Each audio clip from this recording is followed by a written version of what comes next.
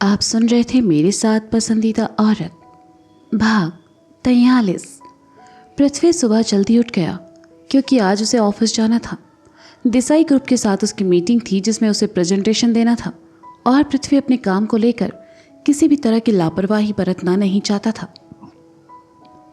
Wash basin के सामने आकर उसने मुंह धोया और पहुंचते हुए हॉल में चला आया। अवनी भी जल्दी उठकर नहा चुकी थी और मंदिर के सामने खड़ी होकर पूजा कर रही थी। उसे भी आज विक्रम कपूर से मिलना था जिसका ऑफिस नवी मुंबई में ही था। अवनी ने पूजा की और पृथ्वी के लिए चाय बनाने किचन में चली आई। अवनी चाय लेकर आई तब तक पृथ्वी अपने फ़ोन पर आए मेल्स और नोटिफिकेशन चेक करने लगा। आज तुम्हें ऑफिस जाना है ना? अवनी ने कहा। हाँ, वो एक ज़रूरी मीटिंग है और सर ने कहा है कि मेरा वहाँ होना ज़रूरी है। अब तुम्हारी तबीयत कैसी है? पृथ्वी ने अवनी के हाथ से चाय का कप लेकर कहा। पहले से काफ़ी बेहतर लग रहा है। मुझे आज पनवेल जाना है। एक प्रोडक्शन हाउस के डायरेक्टर के साथ मेरी मीटिंग है, तो क्या मैं जाऊं? अवनी ने अपनी चाय लेकर पृथ्वी के बगल वाले सोफे पर बैठते हुए कहा। पृथ्वी ने सुना तो अवनी की तरफ देखा और कहा, अवनी, तुम्हें कहीं भी आने जाने के लिए मुझसे परमिशन लेने की ज़रूरत नहीं है। हाँ, बस तुम मुझे बता सकती हो या चाहो तो मुझसे लेकर चलने को कह सकती हो। मैंने तुमसे शादी की है, तुम मेरी गुलाम नहीं हो। मैंने तुमसे वादा किया था मैं तुम्हारे काम को लेकर हमेशा तुम्हें स्पेस दूंगा। वैसे किस टाइम जाने वाली हो? 11 बजे बुलाया है, अवनी ने कहा। तो फिर एक काम करते हैं, साथ ही निकल जाते हैं। मेरा ऑफिस भी नवी मुंबई में है, तुम वहां से प्रोडक्शन हाउस चली जाना। पृथ्वी ने चाय पीते हुए कहा। ठीक है, तुम नहा लो, मैं तुम्हारे लिए खाने को कुछ बना देती हूँ, अवनी ने अपनी चाय खत्म करते हुए कहा। पृथ्वी ने भी अपनी चाय खत्म की और नहाने चला गया।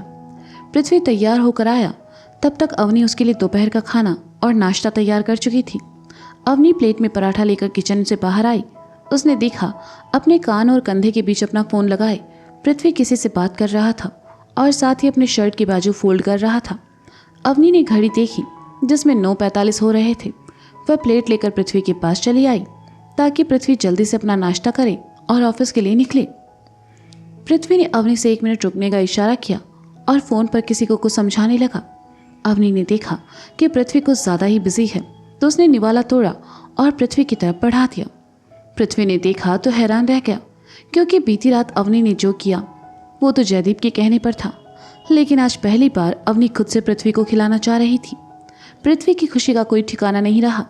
उसका दिल अंदर ही अंदर खुशी से उछल रहा था। बस उसने उस खुशी को अपने चेहरे पर आने नहीं दिया।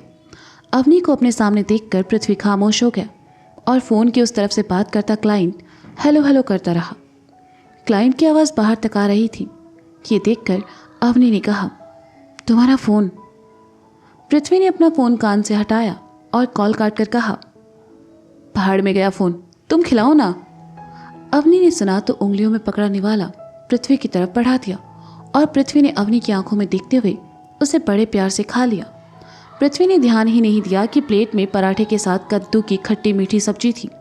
वह सब्जी जिसे पृथ्वी नापसंद करता था अवनी के हाथ से बड़े प्यार से खा रहा था। अवनी ने एक के बाद एक निवाले पृथ्वी को खिलाए और पृथ्वी चुपचाप बच्चों की तरह खाता रहा। पराठा खत्म करके अवनी ने कहा, और खाना है?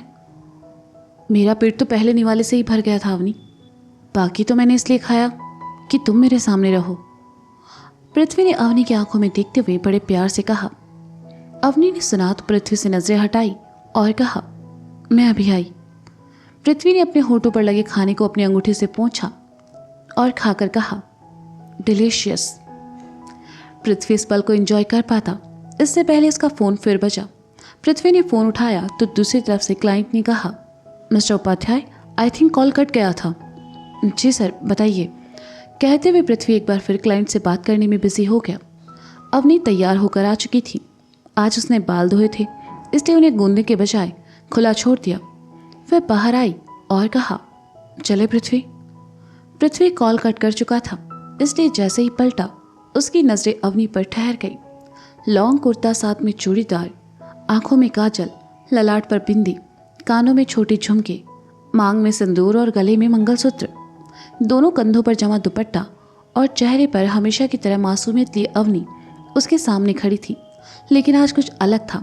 जो अवनी को बाकी दिनों से ज़्यादा खूबसूरत बना रहा था, और वो थे उसके लंबे घने बाल जिन्हें अवनी ने खुला छोड़ रखा था। पृथ्वी ने देखा तो अवनी की तरफ बढ़ते हुए कहा, तुम ऐसे जाने वाली हो? मेरा मतलब ऐसे बाल खुले छोड़कर? सब तुम्हें देखेंगे और मैं वहां नहीं होऊंगा। मैं इन्हें समेट लेती हूँ। अवनी ने अपने बालों को समेट कर उनमें क्लेचर लगाते हुए कहा।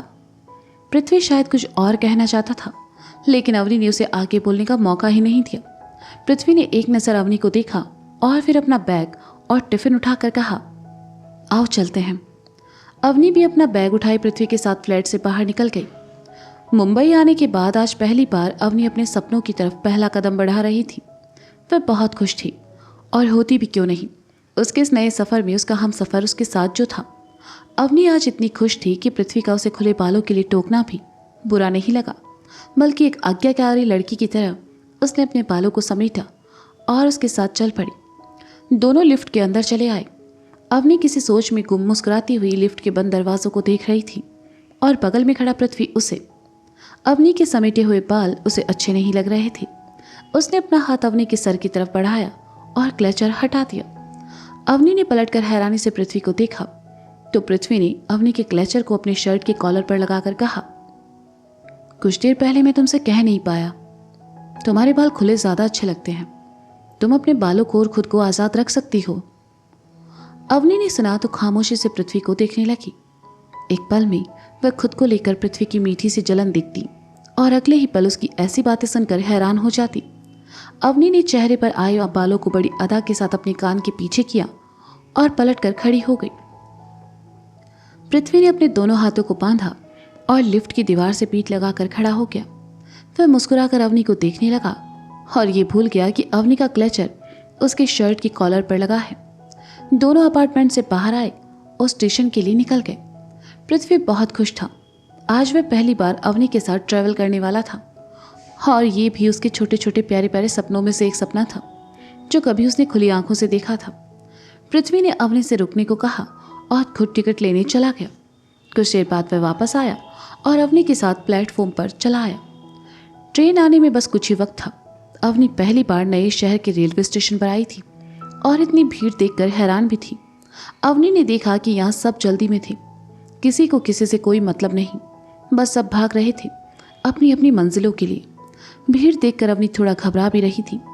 राजस्थान जैसे शांत और सुकून भरी जगह पर रहने वाली अवनी जब मुंबई की भागदौड़ भरी जिंदगी को देखी तो उसके चेहरे पर हैरानी और घबराहट के भाव आना जायज था। पृथ्वी ने देखा तो एक नज़र में भांप गया। उसने अपनी बाह अवनी की तरफ बढ़ाई और कहा, अगर तुम सहज हो तो मेरी बाह थाम लो। जानता हूँ तुम्हारे लिए ये सब नया है, लेकिन मुंबई में ये सब आम बात है। यहाँ के लोगों के पास वक्त नहीं होता, इसीलिए तो इसे मुंबई कहते हैं। अपने ही पति की बाह थामने में भला कैसे शर्म। अवनी ने धीरे से पृथ्वी की बाह थाम ली, जिससे वह उसके थोड़ा करीब आ गई। कुछ देर बाद ट्रेन आई और प्लेटफॉर्म पर जमा भीड़ ट्रेन में चढ़ने के लिए उमड़ पड़ी। पृथ्वी ने भी अवनी का हाथ थामा और ट्रेन में चढ़ गया, लेकिन अंदर भी वैसी ही भीड़ थी। पृथ्वी ने देखा कि एक सीट खाली है तो उसने अवनी से वहां बैठने को कहा और खुद हैंडल पकड़कर खड़ा हो गया। पृथ्वी के साथ न जाने कितने ही लोग खड़े थे, वो भी सटे हुए। अवनी के लिए ये पहली बार था, लेकिन पृथ्वी को रोज इसी ट्रेन से आना जाना पड़ता था और हर महीने एक दो बार ऐसा होता जब उसे सीट बैठने को मिलती। अवनी ने देखा भीड़ में खड़े पृथ्वी के लिए ये सब कितना मुश्किल हो रहा था। अपनी नौकरी के लिए उसे कितनी मेहनत करनी पड़ रही थी। वह चेहरे पर उदासी और बुझी आंखें लिए पृथ्वी को देखती रही। पृथ्वी की नज़र जब अवनी पर पड़ी तो वह धीरे से मुस्कुराया और अपनी गर्दन उचकाई। अवनी ने धीरे से नामी गर्दन हिला दी तो पृथ्वी ने अपनी उंगली अपने सीने पर रखी और फिर अपनी हथेली अवनी को दिखाकर इशारों इशारों में ये ठीक एहसास दिलाया कि वह ठीक है। अवनी ने भी जवाब में अपनी पलकें झपका दी और फिर खिड़की के बाहर देखने लगी। 40 मिनट बाद ट्रेन स्टेशन पहुंची। पृथ्वी अवनी को लेकर ट्रेन से नीचे उतरा और स्टेशन से बाहर चला आया। स्टेशन से बाहर आकर उसने अवनी से प्रोडक्शन हाउस का पता पूछा, जो कि उसके ऑफिस से 500 मीटर आगे था। पृथ्वी अवनी के साथ ऑटो में आ बैठा और चलने को कहा। स्टेशन से पृथ्वी के ऑफिस का रास्ता बस 10 मिनट की दूरी पर था, इसलिए रास्ते भर पृथ्वी अवनी को समझाता रहा कि उसे पूरे कॉन्फिडेंस में मीटिंग अटेंड करनी है, घबराना नहीं है और खुद को अकेला तो बिल्कुल नहीं समझना है। अवनी खामोशी से सब सुनती रही। उसकी आंखों के सामने तो अभी भी वही ट्रेन वाले पल चल रहे थे जब भीड़ में खड़ा पृथ्वी परेशान हो रहा था। ऑटो पृथ्वी के ऑफिस के बाहर आकर रुका और दोनों नीचे उतर गए। पृथ्वी ने ऑटो वाले को पैसे दिए और जैसे ही पलटा अवनी के चेहरे पर उदासी देखकर कहा, क्या हुआ? क्या तुम रोज उसी ट्रेन से ऑफिस आते हो? अवनी ने कहा, हाँ, नवी मुंबई से पनवेल के लिए वही लोकल ट्रेन है। क्यों, क्या हुआ? पृथ्वी ने कहा, तुम्हें रोज ऐसे भीड़ में खड़े होकर आना पड़ता है, तुम्हारे पैर दुखते होंगे ना। एक नौकरी के लिए तुम कितनी मेहनत कर रहे हो ना पृथ्वी। अवनी ने कहा और ये कहते हुए उसकी आंखों में नमी उभर आई। पृथ्वी ने सुना तो उसे खुशी हुई कि आखिर अवनी उसे नोटिस तो करती है, लेकिन साथ ही अवनी की नम आंखें देखकर मीठा सा दर्द भी हुआ और उसने कहा, ठीक है, इस बार मेरे पैर दुखे तो तुम दबा दिया करना। अवनी ने सुना तो उदास आंखों से पृथ्वी की तरफ देखा। पृथ्वी ने आगे बढ़कर अवनी के चेहरे को अपने दोनों हाथों में थामा और बड़े प्यार से कहा, अवनी, ये सब मेहनत मैं इसलिए कर रहा हूं ताकि तुम्हें एक अच्छी जिंदगी दे सकूं। ये सब मैं हमारे लिए ही तो कर रहा हूं और मुझे ट्रेन में खड़े होकर आने में कोई परेशानी नहीं है। अब तो ये मेरी आदत बन चुकी है, लेकिन तुम्हें मेरी परवाह करते देखकर अच्छा लग रहा है और कोई ज़रूरत नहीं है मेरे पैर दबाने की। मैं बस मजाक कर रहा था। मैं कभी नहीं चाहूँगा कि तुम मेरे पैरों को हाथ लगाओ। अवनी ने सुना तो एक टक पृथ्वी को देखने लगी। आखिर ऐसे इंसान से मोहब्बत करने से वह अब तक खुद को क्यों रोक रही थी? पृथ्वी की बातों में कोई बनावट नहीं थी, ना ही कोई झूठ था, कोई बहलाव भी नहीं था। वह जब भी बात करता था लगता था जैसे उसने अपना दिल अवनी के सामने रख दिया हो। चलो अब मुस्कुराओ और मीटिंग अटेंड करो। अवनी को खामोश पाकर पृथ्वी ने कहा। अवनी धीरे से मुस्कुरा दी तो पृथ्वी ने उसके गालों को अपने हाथों से 2 बार थपथपाया और कहा, गुड गर्ल, आई नो तुम अपना बेस्ट दोगी। ऑल द बेस्ट राइटर साहिबा। थैंक यू, अवनी ने कहा। पृथ्वी ने अवनी से मीटिंग खत्म होने के बाद फ़ोन करने को कहा और फिर अवनी पृथ्वी को बाय बोलकर वहाँ से चली गई। पृथ्वी वहीं खड़ा अवनी को दूर जाते देखता रहा और एकदम से कहा, अवनी। पृथ्वी की आवाज़ सुनकर अवनी चलते चलते रुकी और पलट कर देखा तो पृथ्वी ने कहा, मैं तुम्हारे फ़ोन का इंतज़ार करूँगा। ठीक है, अवनी ने कहा। अपना ख्याल रखना, पृथ्वी ने कहा और ये कहते हुए न जाने क्यों उसका मन भारी होने लगा। तुम भी। आती हूँ, कहकर अवनी पलटी और वहाँ से चली गई। अवनी आंखों से ओझल हो गई तो पृथ्वी भी ऑफिस की तरफ बढ़ गया। Kapoor production house, Navi Mumbai. अवनी अंदर आकर उस लड़की से मिली जिससे अवनी की फ़ोन पर बात हुई थी। विक्रम सर अभी बस आने वाले ही हैं, आप अपना पोर्टफोलियो लेकर आई हैं? लड़की ने कहा। जी नहीं, मेरा पोर्टफोलियो नहीं बना है, मुझे मुंबई आए कुछ ही दिन हुए हैं। अवनी ने कहा, नो प्रॉब्लम, आप डायरेक्ट उनसे मिलकर भी अपने काम के बारे में उन्हें समझा सकती हैं। वैसे आपने अपने मेल में काफ़ी कुछ पहले ही एक्सप्लेन कर दिया था, सो नो वरी, आप बैठिए, थोड़ी देर में सर आ जाएंगे। लड़की ने मुस्कुरा कर कहा।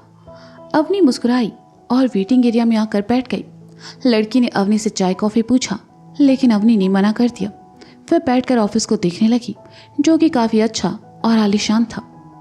कुछ देर बाद एक बहुत ही हैंडसम और अच्छी पर्सनैलिटी का आदमी ऑफिस में आया और सीधा एक कमरे की तरफ चला गया जिसके दरवाजे पर लगी नेम प्लेट पर लिखा था विक्रम कपूर। अवनी समझ गई कि यही वह आदमी था जिससे मिलने अवनी यहाँ आई थी।